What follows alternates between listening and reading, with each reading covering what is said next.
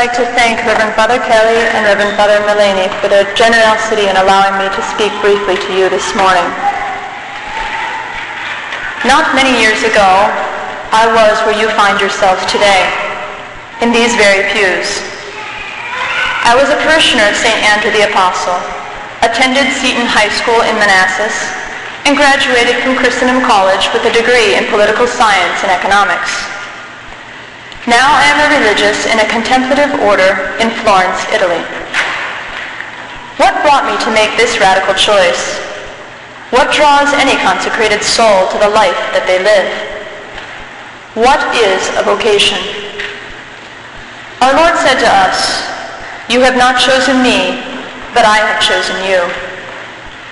Every Christian has a vocation to become a saint. But we must remember that a vocation is a gift received, a calling to a life that alone, relying on our own strength, we cannot live. This is especially the case in a vocation to consecrated life, where the religious gives her heart totally to God in a more radical way, witnessing with her life the reality of the union between Christ and his bride, the Church. And so I say to the young people present here today, be open, be not afraid. If you feel in the depths of your heart that Jesus wants you all for himself, do not make him wait. Do not debate with the pros and cons. Any vocation must be embraced with generosity, abnegation, and joy. It is an adventure that one lives day by day with the Lord. The life that I have embraced is with the Religiose of the Sacred Heart of Florence, a contemplative community dedicated to teaching, founded by St. Madeleine Sophie Barat in Paris in 1800. Our charism is to glorify the heart of Jesus, the love of God made visible in the incarnate Word, by means of the sanctification of ourselves and others. Through prayer and the development of the interior life, we strive to conform ourselves to Christ, and then, through the instruction and education of the youth, our primary means of glorifying the heart of Christ, we radiate that love to others.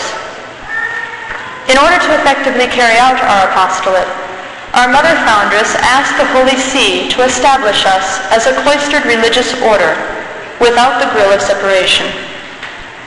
After Vatican II, the Society of the Sacred Heart began to fundamentally change its spirit and orientation. The community of the House of Florence, under the guidance of the Church, maintained their original charism and style of life, while faithfully carrying out the recommendations of Perfecte Caritatis. In 1992, Pope John Paul II himself approved our community as an order of pontifical right.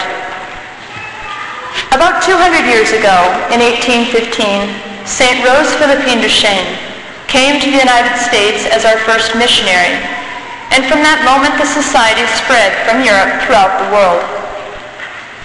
Now the tables have turned. In the infinite wisdom of divine providence, God has given the once missionary lands an opportunity, and I dare say, an obligation, to give back to those who have in the past given so much to them. Among these missionary lands is America. Freely we have received. Freely we must give. We must not let the cradle of Christianity fall into a spiritual and moral decadence. We must not let Catholic Europe become a grave. Europe is not like Africa, Asia, or South America, where so many excellent religious orders have given their lives to bring Christ to the pagan indigenous peoples. We find ourselves on the frontier of a forgotten missionary territory, but where the paganism is no less real. There, children usually don't want for food or water. They probably have everything their hearts could desire. Everything except true love and the key to happiness. They don't die from plagues or famine. They die from moral and spiritual ignorance and apathy. Yes, most are culturally Christian, and they are surrounded by symbols, art and architecture that continually make reference to their Christian heritage. However, the faith cannot remain a thing buried in the past. It must be a reality lived and loved by the youth of today. They who lack a solid point of reference and often seek those empty utopias of immediate gratification of the here and now are desperately in need of guidance, support, and love.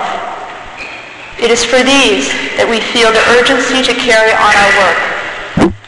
Every day, we as religious renew our offering to God, nothing less than our whole lives, so that He might use us as instruments, a means to communicate the transforming joy of knowing Christ, His love, His mercy, and His light. We find ourselves now in a critical moment.